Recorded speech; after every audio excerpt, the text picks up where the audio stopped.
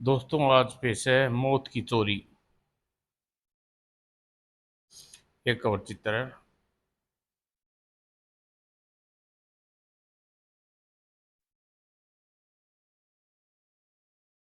Chemical research centre आबादी से लगभग 40 मील दूर स्थित। सेंटर के चारों ओर ऊंची दीवारों, मीलों लंबी चारदीवारी में सिर्फ एक फाटक था, जिस पर हथियारबंद गार्ड पहरा रहता था। एक कार फाटक के सामने आकर रुकी। उसमें से अमर अकबर बाहर निकले। दोनों गार्ड के निकट पहुंचे। हम कैप्टन अमित से मिलने आए हैं। मेरा नाम अमर है और ये अकबर। आप लोग यहीं ठहरिए, मैं कैप्टन से पूछता हूँ। ओके। गार्ड अपने कैबिन में चला गया। कैप्टन अमित यहाँ का चीफ सिक्योरिटी चीफ है, ठीक हाँ। और 2 मिनट बाद गार्ड कैबिन से बाहर निकला। कैप्टन अमित से मैं आप दोनों को लेने आ रहे हैं। आएगा क्यों नहीं, हमारा यार है। और 10 मिनट बाद ही फाटक के भीतर से हॉर्न की आवाज़ सुनकर गार्ड ने फाटक खोला। कैप्टन जीप से उतरकर उनकी ओर आया। Hello friends. हेलो अमित। हाय। हमने कहा था ना कि एक दिन तुम्हारा रिसर्च सेंटर देखने जरूर आएंगे। Most welcome. गाड़ी यहीं छोड़ दो, मेरे साथ जीप में चलो। दोनों कैप्टन के साथ उसकी जीप में आकर बैठ गए। गार्ड ने फाटक बंद कर दिया। रिसर्च सेंटर कहाँ है? यहाँ तो सिर्फ मैदान ही नजर आ रहा है। सेंटर अभी अभी आधा मील दूर शुरू हो जाएगा। सुना है इस सेंटर की सुरक्षा प्रबंध सरकारी खजाने खजाने से कड़े हैं। हाँ, क्योंकि यहाँ वायरस यानी कि जीराश्म या कीटाणु परिचित होती है। यहाँ काम कर रहे हैं वैज्ञानिक, नए नए वायरस ढूंढते रहते हैं। अभी यहाँ चीफ वैज्ञानिक प्रोफेसर ताराकुंडे ने ऐसा वायरस खोजा है जो एड्स के वायरस से भी अधिक खतरनाक है। एड्स से भी खतरनाक, हाँ। उस वायरस का कोड नाम है X55। यह वायरस अगर आदमी के शरीर में प्रवेश कर जाए तो 24 घंटे के भीतर उस व्यक्ति का दिमाग की सारी रंग रंग काट जाएंगी, वह मर जाएगा। अरे बाप रे, यह तो सचमुच बड़ा खतरनाक वायरस है। इतना ही नहीं, यह वायरस सांस के साथ इंसान के दूसरे इंसान के शरीर में जानकर उस शरीर में फैल जाता है। अगर किसी शहर में एक व्यक्ति के शरीर में यह वायरस हो तो समझ लो पूरा शहर शहर सिर्फ 1 महीने में खत्म हो जाएगा। उस शहर का हर जानदार प्राणी मर जाएगा। प्रोफेसर तरकंडो सचमुच खतरनाक वायरस खोजा है क्या? यह वायरस इसी सेंटर में रखा गया है? हाँ, तभी यहाँ सुरक्षा के कड़े प्रबंध हैं। तुम देखोगे, यहाँ खुद भी बिना चेकिंग के भीतर नहीं जा सकूंगा। और छोटे से बंगले नुमा मकानों के निकट से गुजर रहे थे। यह बंगले कैसे हैं? यह सेंटर में काम करने वाले वैज्ञानिक इसी बंगले में रहते हैं। प्रोफेसर तरकुंड भी यहीं रहते हैं क्या? नहीं, वह शहर में रहते हैं। प्रोफेसर उस सेंटर में सबसे बड़े अधिकारी हैं। इस तरह से पूरा सेंटर उनके अंडर है। वह देखो, रिसर्च सेंटर की मुख्य इमारत। कैप्टन इमारत के भीतर जीप रोकी। यहाँ तो दूर हर 2 गज पर दूरी पर गार्ड तैनात है। हाँ, बिना चेकिंग के इस इमारत में एक परिंदा भी नहीं घुस सकता। यहाँ कोई बाहर का व्यक्ति नहीं आ सकता। सिर्फ सिर्फ मुझे और प्रोफेसर तारकुंड को अनुमति कि हम अपने कुछ साथ मुलाकातियों को सेंटर के अंदर बुला सकते हैं या अपने साथ ला सकते हैं। तीनों इमारत के गेट के पास पहुंचे। गार्ड ने कैप्टन को सलूट किया तत्पश्चात अपना कार्ड दिखाइए सर। कैप्टन ने कार्ड निकाल कर दिखाया। क्या यह दोनों आज सज्जन आपके साथ हैं? हाँ, यह दोनों मेरे मित्र हैं। अपनी जिम्मेवारी पर इन्हें भीतर ले जा रहा हूँ। ओके सर, आप लोग भीतर जा सकते हैं। Thank you. भीतर एक लंबा कॉरिडोर था। बाहर से इमारत 2 मंजिला प्रतीत होती थी, लेकिन वास्तव में वह 4 मंजिला है। शेष 2 मंजिला भूमिगत थी। 1 मिनट बाद सामने पहुंचकर कैप्टन अमित रुका। यह बताओ, पहले मेरे ऑफिस में चलकर कॉफी पियोगे या पहले सेंटर घूमना चाहोगे? पहले घूमेंगे। हाँ, अमर ठीक कहता है। लिफ्ट में प्रवेश करने से पहले कैप्टन ने गार्ड को अपना कार्ड दिखाया। लिफ्ट नीचे की ओर रवाना हो गई। हम तो नीचे जा रहे हैं। हाँ, रिसर्च सेंटर की लाइब्रेरी और इमारत के स्ट्रांग रूम नीचे की मंजिलों पे है। स्ट्रांग रूम में तरह तरह के वायरस सुरक्षित रखे जाते हैं। और निचली मंजिल पर लाइब्रेरी थी। कुछ बोलना नहीं, सिर्फ देखते रहो। कुछ देर बाद लाइब्रेरी में घूमने के बाद वे एक निचली इमारत में जाने के लिए बनी विशेष लिफ्ट के निकट पहुंच गए। इस लिफ्ट में सवार होने से पहले भी हमारी चेकिंग की जाएगी। कैम- कैप्टन अमित गार्ड्स को अपना कार्ड दिखाया। आप दोनों, यह मेरे मेहमान हैं। मैं इन्हें अपनी जिम्मेवारी पर ले जा रहा हूँ। लिफ्ट में बैठकर दोनों नीचे पहुंचे। यहाँ भी एक कॉरिडोर था। कॉरिडोर में सिर्फ एक दरवाजा था। यह स्ट्रांग रूम का दरवाजा है जहाँ हमारे रखे जाते हैं। अमर दरवाजे पर लगे शीशे के भीतर झांका। क्या उन सभी के लॉकर्स में वायरस है? हाँ। कमरे में तारकुंडो और मेरे अलावा कोई प्रवेश नहीं कर सकता। लेकिन वायरस निकालने की अनुमति सिर्फ प्रोफेसर को है। लेकिन मेरी गैर मौजूदगी में वे कोई लॉकर्स नहीं खोल सकते। अंदर खड़े गार्ड्स को आदेश है कि अगर प्रोफेसर या मैं खुद अकेले भी कोई लॉकर को खोलने की कोशिश करूं तो गार्ड निष्कौंस गोली मार दें। यहाँ की सुरक्षा प्रबंध सचमुच एवन है कैप्टन। तुम प्रशंसा योग्य हो कि तुम्हें सुरक्षा का इतना पैना और जबरदस्त जाल बिछा है। थैंक्स अमर। आओ आओ ऊपर चलते हैं। दोनों ऊपर अम, कैप्टन अमित के ऑफिस में आ गई। कैप्टन ने कॉफी मंगवा ली। यहाँ मौजूद दूसरे स्टाफ की तरह प्रोफेसर तारकुंडे वे रिसर्च सेंटर के प्रेस में क्यों नहीं रहते अमित? प्रोफेसर की बेटी यहाँ नहीं रहना चाहती। वह अपनी इकलौती बेटी से बहुत प्रेम करते हैं। उसकी पत्नी का देहांत हो चुका है। उसकी बेटी निशा चित्रकार है, इसलिए वह में सेंटर के घुटने भरे महल में रहना पसंद नहीं करती। उसी खुशी के कारण प्रोफेसर शहर में रहते हैं। काफी समाप्त होने पर अमर ने उठते हुए कहा, ओके कैप्टन डियर, अब हम चलेंगे। तुम्हारा बहुत बहुत धन्यवाद जो तुमने हमने इतने महत्वपूर्ण जगह की सैर करवाई। चलो, मैं तुम्हें छोड़ कर आता हूँ। कैप्टन अमित फाटक के बाहर उसकी गाड़ी के निकट लाकर छोड़ दिया। ओके दोस्त, अगले एतवार को शहर में आ रहा हूँ। तुम मुलाकात होगी। ओके गुल्डन, गुड लक कैप्टन। कैप्टन और अपनी गाड़ी में बैठकर वापस चल दिए।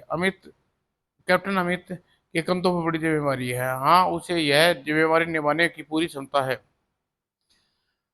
उसके दूसरे दिन रिसर्च सेंटर के फाटक पर प्रोफेसर तारकुंडे की गाड़ी आकर रुकी। Good morning sir.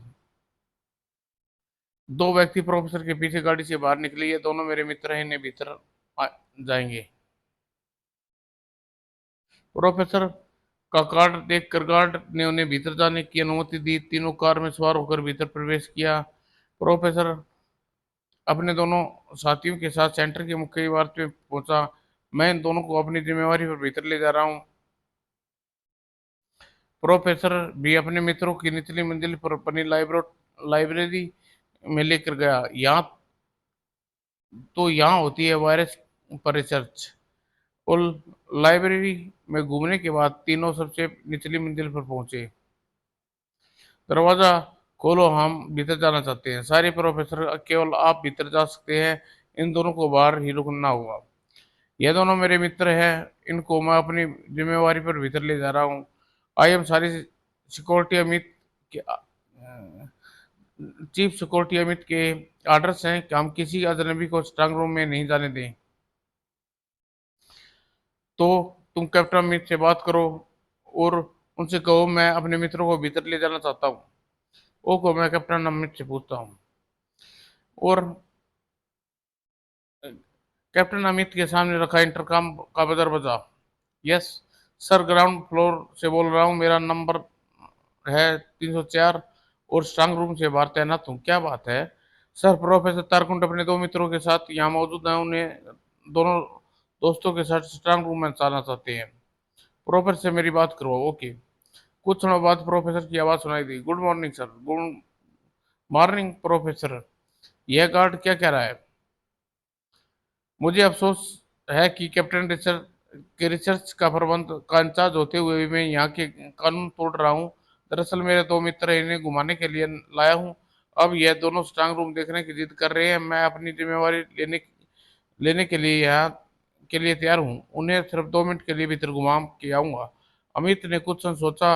Okay professor, मैं आपकी बात नहीं टाल सकता, लेकिन 2 मिनट से अधिक नहीं रुकना रुकिएगा। रिकॉर्ड रिसीविंग गार्ड को दीजिए, रिसीवर गार्ड को दीजिए। मैं उसे ऑर्डर देता हूँ कि आपको जाने दे। Thank you captain. Receiver guard का स्वर सुनाई दिया तो अमित ने कहा, प्रोफेसर के दोस्त को जाने दो, और हाँ, उनसे कहना कि बाद में अपने दोस्तों के साथ मेरे ऑफिस में कॉफी पीने आए। Okay sir. गार्ड ने भीतर जाने की अनुमति दे दी। आओ दोस्तों। भीतर खड़े दोनों गार्ड तुरंत ही अपनी स्टेन गन साधी। रिलैक्स, यह कैप्टन अमित की इजाजत से मेरे साथ आए हैं। यह तीनों गार्ड्स दीवार की ओर बढ़ गए। पहले गार्ड्स निकट से गुजरते हुए एक व्यक्ति ने अपनी जेब में हाथ डाला, रुमाल निकाला। रुमाल में क्लोरोफॉर्म से भीगा हुआ था। प्रो प्रोफेसर तब एक दूसरे व्यक्ति को गार्ड के निकट जाके पहुंचा। उधर पहला वाला गार्ड जैसे ही चाबी उठाने के लिए झुका, तभी तभी प्रोफेसर के साथी ने उसी गर्दन खड़ी हथेली मारी। कराटे के भयानक वार से गर्दन की हड्डी टूट गई और नीचे लुढ़क गया। यह दृश्य देखकर दूसरे गार्ड की आंखों में आश्चर्य के भाव उत्पन्न हुए। उसने आश्चर्य आश्चर्य का लाभ उठाते हुए प्रोफेसर के दूसरे साथी ने छलांग लगाई और उसकी खड़ी उंगली गार्ड्स की गर्दन पर पड़ी। तड़ाक! आह! गार्ड बिना आवाज निकाले ढेर हो गया। जल्दी करो प्रोफेसर, एक्स55 को लाकर निकालो। प्रोफेसर एक लाकर के निकट पहुंचा और खोला, और खतरनाक वार्सन एक्स55 की शीशे उठाकर उनके जेब में रख ली। फिर लाकर बंद कर दिया। चलो। तीनों बाहर निकल आए। प्रोफेसर ने खुद दरवाजा बंद किया। गार्ड्स ने सलाम का जवाब देकर दोनों दोस्तों के साथ लिफ्ट में सवार हो गया। अगले दिन अमर केविन केविन अगले दिन अमर और captain Amit circuit service chief mister Dubey के सामने बैठे थे। कैप्टन अमित जरा सी भूल के कारण खतरनाक वायरस प्रोफेसर की मदद से चुरा ले गए। प्रोफेसर वायरस के साथ गायब हो गया है। लेकिन प्रोफेसर का यह काम क्यों किया सर? वे जानते हैं एक्स वायरस बहुत खतरनाक है। अगर गलत हाथों में पड़ गया तो तबाही का कारण बन जाएगा। प्रोफेसर की मौजूदगी प्रोफेसर की मजबूर कर दिया गया था। जिस वक्त रिसर्च सेंटर में पहुंचा उस समय उसकी कोठी में 2 व्यक्ति उसकी बेटी निशा के सिर पर पिस्तौल ताने खड़े थे। प्रोफेसर को कहा गया था कि अगर वायरस लेकर नहीं आए तो निशा को जान से मार दिया जाएगा। प्रोफेसर अपनी बेटी को बहुत अधिक प्रेम करते थे, इसलिए वायरस चुराए। तो क्या बदमाशों ने निशा को जीवित छोड़ दिया? हाँ, प्रोफेसर को वे अपने साथ ले गई है। निशा को हमें एक महत्वपूर्ण बात बताई है, जिसके एक नतीजे पर पहुंच गया हूँ। ऐसी क्या बात है सर? निशा का कहना है कि जिन 2 बदमाशों ने उसके घर घर में कैद कर रखा था, वे दोनों कलाइयों पर गौतम बुद्ध के चित्र खुदे थे। गौतम बुद्ध के चित्र यानी दोनों बौद्धिक भिक्षु थे? यह तो पता नहीं, लेकिन इतना अवश्य कह सकता हूँ कि उन दोनों का संबंध बौद्ध गढ़ी से था। बौद्ध गढ़ी है क्या? अंडमान का मशहूर एक छोटे से टापू है। वहाँ ऊंची पहाड़ है। उस पहाड़ की चोटी पर एक पुराना बौद्ध मंदिर है। बल्कि यह कहना उचित होगा कि एक बहुत बड़ा किला है। उस किले के बीच वह मंदिर बना हुआ है। किले के और मंदिर के सैकड़ों बौद्ध भिक्षु रहते हैं। यह सभी भिक्षुक संसार के त्याग चुके हैं, लेकिन सिर्फ मंदिर तक सीमित होकर रह गई है। उस मंदिर और किले में रहने वाले बौद्ध भिक्षुकों की कलाई पर बौद्ध के चिन्ह अंकित होते हैं। आप क्या कहना चाहते हैं कि बौद्ध भिक्षुक अपराधी हैं? नहीं, मैं यह नहीं कहना चाहता। मैं कोई नहीं कहना चाहती कोई अपराधी उन सीधे साधे बौद्ध भिक्षुओं के बीच घुस गया है और उस किले में मंदिर में अपना मकसद के लिए इस्तेमाल कर रहा है। हो सकता है वहां रहने वाले भिक्षुक को वास्तव में बौद्ध भिक्षुक न हो, बल्कि उनके किले में रहने वाले भिक्षुक होने का नाटक कर रहे हों। सर, यह बात अभी समझ में नहीं आ रही। यह बात तो समझ में आती है सर। मुझे संदेह है कि निशा को जिन दो व्यक्तियों के हाथ पर गौतम बुद्ध के चित्र देखे थे, उन दोनों का संबंध अवश्य बहुत गड़ी से था। आपको संदेह का सार यह निकलता है कि वे लोग वायरस और प्रोफेसर तारकुंडो को बहुत गड़ी में ले गए हैं। शायद ऐसा ही हुआ हो। तो हमें भी बहुत गड़ी पर छापा मारना चाहिए। नहीं कैप्टन, वह धार्मिक स्थान है। अगर मेरा शक गलत निकला तो दुनिया भर में फैले बहुत वैश्विक धर्म के अनुयायी भड़क उठेंगे और वह बहुत गड़ी का अपमान सहन नहीं कर सकेंगे। तो फिर क्या किया जाए सर? मेरे ख्याल से तुम और अमर वहां जाओ और दूर रहकर बहुत गड़ी की निगरानी करके यह पता लगाओ। वहां कुछ संदिग्ध लोग का आना जाना है। चाहे अकबर को ही साथ ले जाओ, साथ ले जा सकते हो।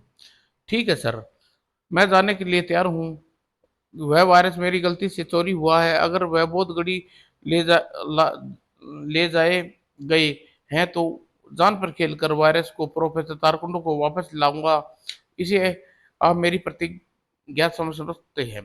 तुम्हारी प्रतिज्ञा पूरी हो, इसके लिए मैं तुम्हें अकबर और तुम्हारे साथ पूरा साथ देंगे कैप्टन अमित। तुम तीनों मिलकर धरती पताल को एक कर दो, कर सकते हो। जाने से पहले हमारी प्रयोगशाला से तुम्हारे लिए एक किट दी है जाएगी। किट में कुछ चीजें हैं जो तुम्हें बहुत काम आएंगी। वह चीजें तुम्हारे वैज्ञानिक बिल्कुल नहीं खोजे हैं। ओके सर, हम लोग आज ही बोधगढ़ी के लिए रवाना हो जाएंगे। गुड, मेरी शुभकामनाएं तुम लोग साथ है। अगले दिन अमर अकबर कैप्टन अमित अंडोमान निकट गए पहुंच गए। इस वक्त बोधगढ़ी के निकट समुद्र में मछली का शिकार खेल रहे थे। बोधगढ़ी शाम तक किश्ती टापू के इर्द गिर्द घूमती रही। शाम के समय सूरज डूब रहा था तो अमर घड़ी की ओर देखा। ओह, यह तो शीशे की तरह चमक रही है। उसने किश्ती के चालक से पूछा, सुनो भाई, क्या बोध गढ़ी में खिड़की के दरवाजे पर शीशे लगे हुए हैं? नहीं साहब, यह तो हजारों साल पुरानी इमारत है। सारे खिड़की दरवाजे लकड़ी के हैं। फिर यह चमक कैसी? वो शायद कोई दूरबीन है जो से हमारी ओर देखा जा रहा है। सूरज की किरणें दूरबीन के शीशे पड़ी जिस कारण वह चमक उभर रही है। क्या सोचने लगे तुम? कुछ नहीं, मेरा विचार है अब हमें वापस चलना चाहिए। ओके। होटल पहुंचकर अमर ने कहा, गड़ी जरूर कोई रहस्य छुपा है। एक बार गड़ी में जाना चाहता हूँ। तुम्हें कोई शक हुआ है क्या? हाँ, गड़ी से दूरबीन द्वारा समुद्र की निगरानी की जाती है। भला बौद्ध भिक्षुकों को इतनी क्या जरूरत है? मेरे विचार से गड़ी में कुछ ऐसे लोग जरूर हैं जो बाहरी लोगों को खतरा है। तो फिर हम लोग खतर फिर तो वह लोग खतरनाक भी होंगे। हम आपको अकेले नहीं गड़ी जाने देंगे। जाऊंगा तो मैं अकेला ही, लेकिन हमें नेवी की सहायता लेनी होगी। मैं चाहता हूँ नेवी की पनडुब्बी रात के समय मुझे गढ़ी तक पहुंचा दे। नेवी की सहायता तुम्हें मिल जाएगी। बस, तो कल रात हम अपना मिशन आरंभ करेंगे। अगली रात 12 बजे नेवी की एक पनडुब्बी गढ़ी के निकट समुद्र से उभरी। नेवी कमांडो के साथ अमरक पर अमित के डेक पर पहुंचे आए और अमक ने बुद्ध भिक्षु को मना हुआ था। मैं रबड़ की किश्ती द्वारा टापू पर जाऊंगा। कमांडो किश्ती का प्रबंध करके नीचे चला गया। जनरल, मैं जनरल ने जो किट दी है वह अपने साथ लिए जा रहा हूं। तुम ट्रांसमीटर अपने पास रखो। दूसरा ट्रांसमीटर मेरी बेल्ट में है। समय समय पर मैं से बातें करता रहूंगा। जल्दी समुद्र में रबड़ की छोटी सी कश्ती पर आई। ओके दोस्तों, अगर तुम 2 घंटे में वापस न आया तो मेरा संदेश तुम्हें न मिला तो तुम लोग गड़ी पर आक्रमण कर देना। Okay, good luck. वो टापू तक सुरक्षित पहुंच गया। किनारे पर उतरकर उसने कश्ती को हवा निकाली और कश्ती को पत्थरों के बीच में छुपा दिया और फिर सावधानी से पत्थरों की ओट ओट लेते हुए गड़ी के एक फाटक के निकट पहुंचा गया। फाटक की खिड़की खुली हुई है, यानी यहाँ कोई पहरा नहीं है। पत्थर की ओर से निकल निकल कर अभी फाटक की ओर जाने की सोच ही रहा था कि दरवाजे की दाईं तरफ दो बौद्ध भिक्षुक हाथ में मोमबत्ती लिए फाटक की ओर जाते दिखाई दिए। ओह, बौद्ध भिक्षु!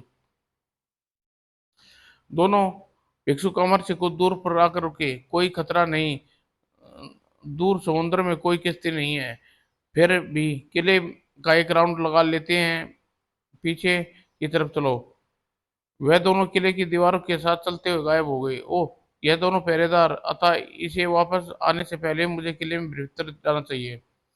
फिर वह पत्थर के पीछे से निकलकर फाटक की खुली खिड़की रास्ते से भीतर प्रवेश कर गया। कॉरिडोर में पहुंचते हुए चौकस चौकस बरामदा था। वह एक स्तंभ के पीछे ओट में खड़ा था। बरामदे के कुछ बौद्ध भिक्षुक आ जा रहे थे। मेरे लिबास के कारण किसी को मुझ पर संदेह नहीं होगा। वह सिर झुकाए स्तंभ की ओर से निकला और बरामदे से गुजरता चला गया। किसी भिक्षुक ने उसकी ओर ध्यान नहीं दिया। बरामदा पार करने के बाद वह लंबा कॉरिडोर था। ओह, सामने आने वाले लोग मुझे पहचान सकते हैं। वह जल्दी एक कमरे में घुस गया। तुम कौन हो तुम? ओह, बौद्ध भिक्षु के मुंह पर हाथ रखा और दबोच लिया। तुरंत अमर ने छलांग लगाई और उसने भिक्षु की गर्दन की एक विशेष रग अंगूठी से दबाई। कुछ क्षण भिक्षुक बेहोश होकर उसके हाथों में झूल गया। अमर ने फिर उसे चबूतरे पर लटा दिया। अब 3-4 घंटे से होश नहीं आएगा। बाहर बाहर वाले भिक्षुक कमरे के सामने से गुजरते चले गए। अमर बाहर निकला और तेजी से कॉरिडोर पार किया। बस इस बार वह खुले मैदान में था। और तभी, ओह, यह हेलीकॉप्टर की आवाज! और कुछ देर बाद हेलीकॉप्टर मैदान में उतरा जिसकी बत्तियां बुझी हुई थी। हेलीकॉप्टर आने का मतलब यह सचमुच कोई गड़बड़ है। और नीचे उतरती हेलीकॉप्टर की लाइट जला दी गई। हेलीकॉप्टर से दो आदमी, एक पायलट तथा दूसरे को देखकर अमर चौंका। ओ गॉड, यह तो इसराइल के खतरनाक जासूस ईशान है। इसराइल के खतरनाक जासूस ईशान है। इसकी फाइल एक बार पहले जनरल दुबे ने दिखाई थी। तभी, वेलकम सर। ठीक, सब ठीक है। भिक्षुक उन लोगों के किले के भीतर ले गए और अमर बेल्ट खोली और बस्ट में लगा बटन दबाया और दबे स्वर में ट्रांसमीटर में अकबर से संपर्क स्थापित करने लगा। Hello Akbar calling. Hello Akbar, Amar calling. Yes Akbar, यहाँ मामला सचमुच गंभीर है। अभी इसराइल का जासूस, खतरनाक जासूस ईशान हेलीकॉप्टर से आया है। तुम लोग हमला करने के लिए तैयार रहना। हम लोग तैयार हैं, आप भी बाहर आ जाइए। नहीं, नहीं, मैं पता लगाना चाहता हूँ कि इसराइल यहाँ किस मकसद से आया है। मैं अपना ट्रांसमीटर खुल खुला रखूंगा। मेरी गति की आवाज़ तुम तक पहुंचती रहेगी, लेकिन मेरी सिग्नल सिग्नल मिलने से पहले हमला न करना।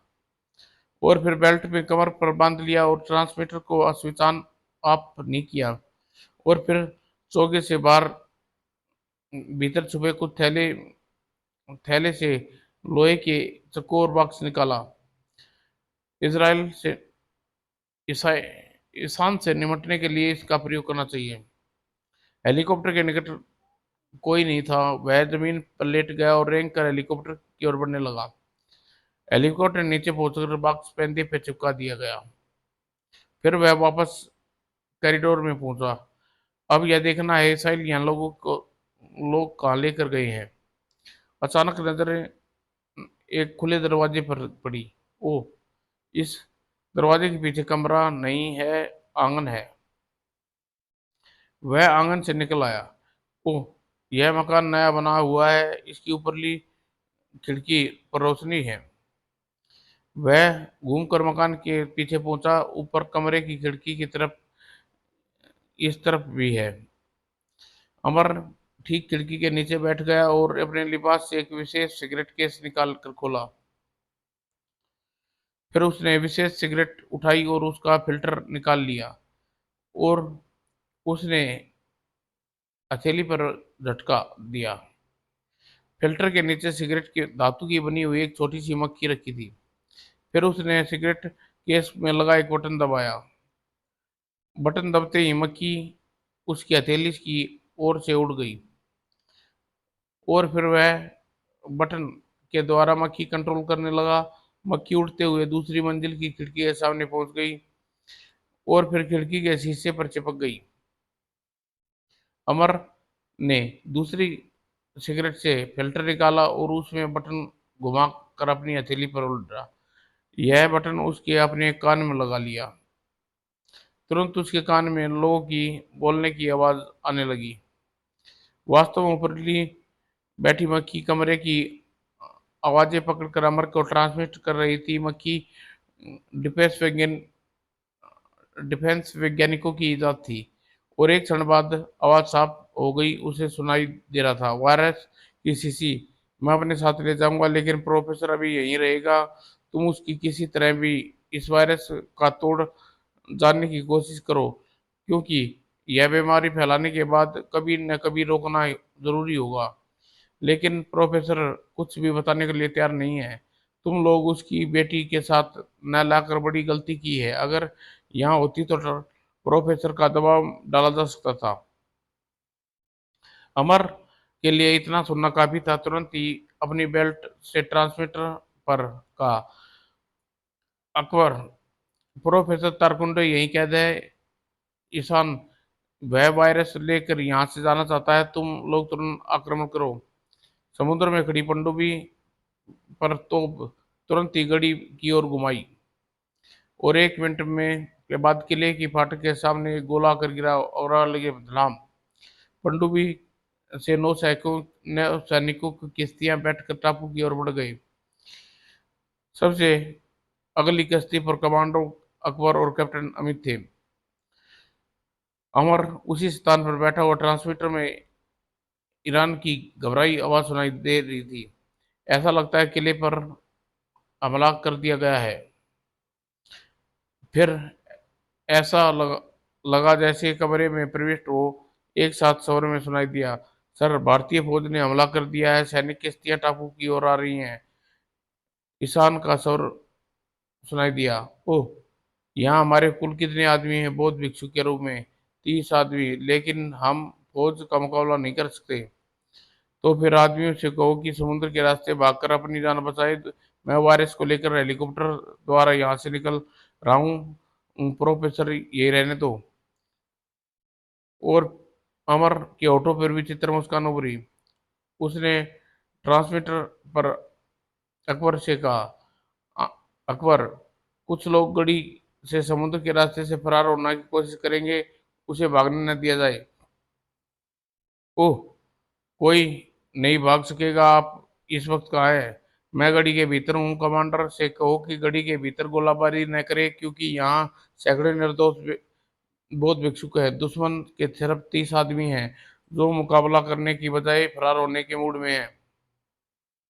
फिर अकबर ने ट्रांसमीटर बंद किया और उठा और दौड़ा कामा कॉरिडोर में पहुंचा। बहुत से भिक्षुक घबराए उधर दौड़ रहे थे। पता नहीं इनमें से कौन दुश्मन है और कौन दोस्त। फिर वह मैदान से निकल कर आया जहां हेलीकॉप्टर खड़ा था। तो ईरान ईशान यहाँ से फरार हो रहा है और हेलीकॉप्टर का इंजन स्टार्ट हुआ और ऊपर उड़ने लगा। और अमर उठकर मैदान में खड़े बौद्ध भिक्षु के निकट जा खड़ा हुआ।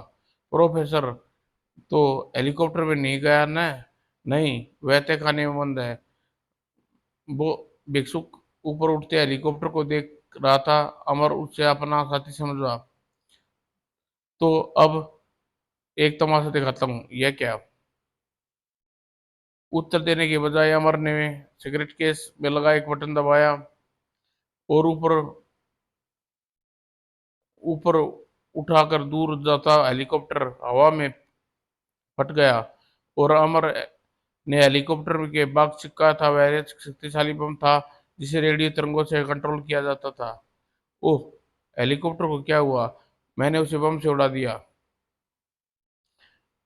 फिर अमर ने रिवॉल्वर निकाल कर भिक्षुक की ओर तान दिया। अपने दोनों हाथ ऊपर उठा लो। ओह!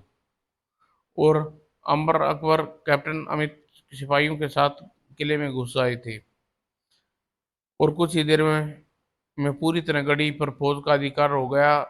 प्रोफेसर तारकुंडा तहखाने में बेहोश मिल गए थे। लेकिन वह वायरस कहाँ है? वह खतरनाक वायरस ईशान के साथ जलकर समाप्त हो गया। तो वायरस को चुराने का यह सारा खेल इजरायली जासूसों का था।